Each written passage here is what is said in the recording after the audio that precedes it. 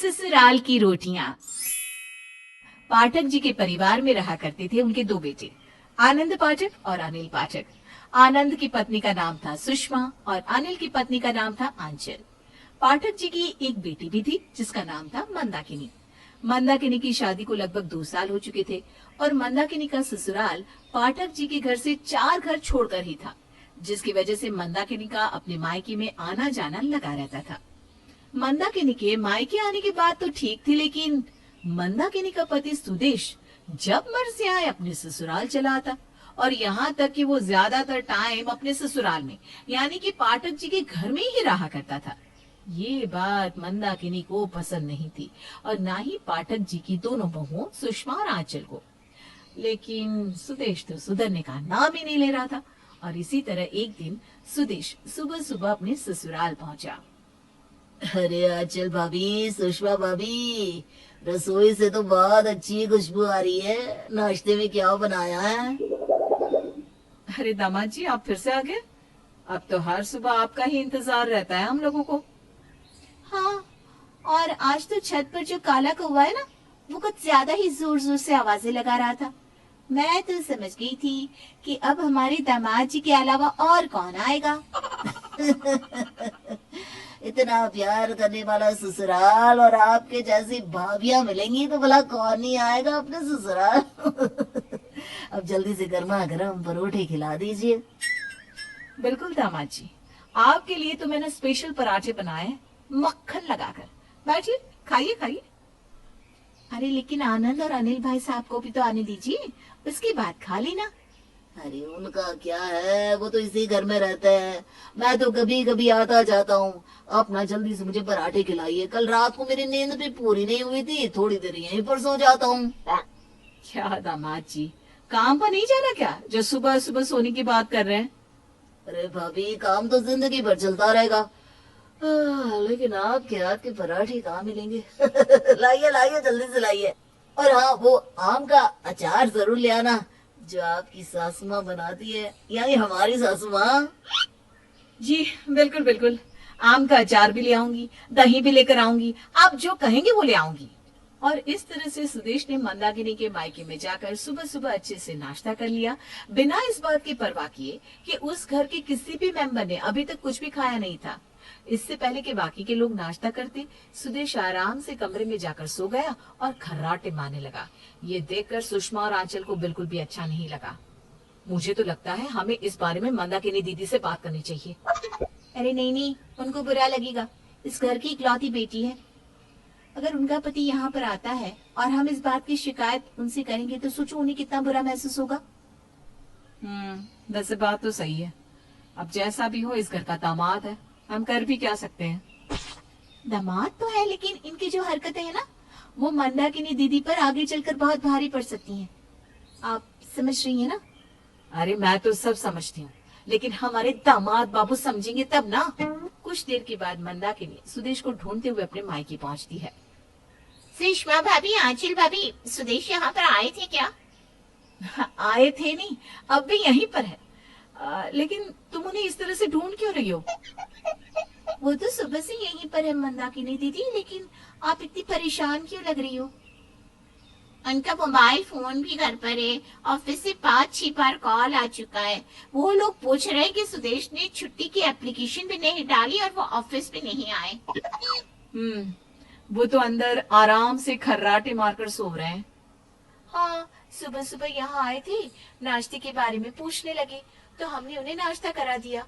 उसके बाद बोले कि काम तो होता रहेगा, नींद ज्यादा जरूरी है, इसलिए सोने चले गए। मैं सुदेश की हरकतों से परेशान हो गई हूँ। रोज रोज मेरे मायके में आ जाते हैं।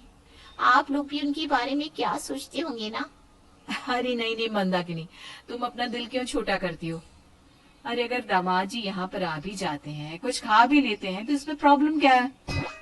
हाँ, लेकिन अगर इस तरह से वो अपने काम और अपने ऑफिस को छोड़ते रहे तो आगे चल के आपकी जिंदगी में प्रॉब्लम्स आ सकती है दीदी। मुझे कुछ करना ही होगा।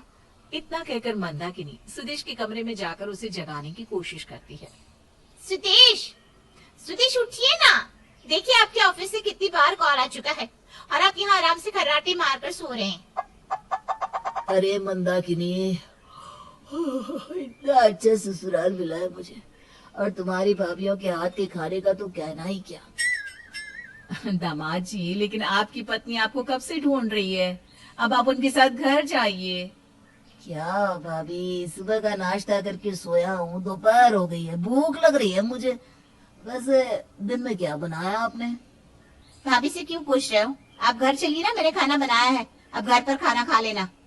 अरे तुम्हारा हाथ का खाना तो मैं रोज ही खाता हूँ, कभी कभी अपनी भाभीियों के हाथ का भी खाना खा लेने दिया करो। बताइए भाभी, क्या बनाया आज? आज तो राजमा चावल बने हैं। फिर तो मैं कहीं नहीं जाने वाला। मैं लंच यहीं पर कर लेता हूँ मंदाकिनी। तुम एक काम करो, घर जाकर मेरा मोबाइल फोन ले आओ और लैपटॉप भी ले आना, मैं अपना ऑफिस का काम भी यहीं से कर लूंगा। सुदेश की बात सुनकर मंदाकिनी परेशान होकर वहां से चली जाती है और सुदेश अपने ससुराल में ही रुककर खाना खाता है और सारा दिन वहीं पर रहता है। रात का खाना खाकर सुदेश अपने घर पहुंचता है। आप इस वक्त घर आ रहे हैं? सुदेश, ऐसे कोई अच्छा लगता है कि आप सारा दिन वहां पर रहते हैं? अरे तो क्या हुआ मंदाकिनी, वो भी तो मेरा ही घर है। क्या हुआ अगर मैंने वहां पर कभी कभी खाना खा लिया? अरे दूसरे आदमियों को जानती भी हो, अपनी पत्नी के घर वालों से चिढ़ते हैं, लेकिन मुझे देखो, मैं कितने आराम से तुम्हारे घर चला जाता हूँ। इस तरह रोज रोज वहां जाना अच्छी बात नहीं है सुदेश, वो लोग क्या सोचेंगे?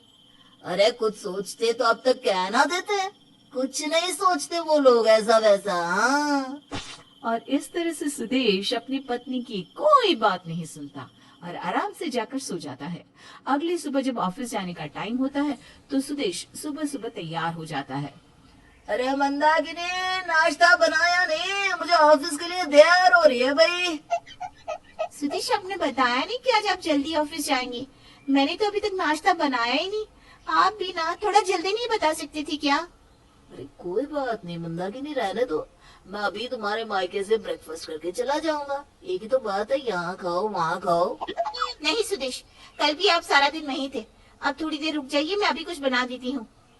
लेकिन सुदेश मंदाकिनी की बात नहीं सुनता और पहुंच जाता है अपने ससुराल। अरे दामाद जी, आइए आइए, कैसे हैं आप? मैं तो एकदम ठीक हूँ, ऑफिस जा रहा था, सोचा आपसे मिलता चलो।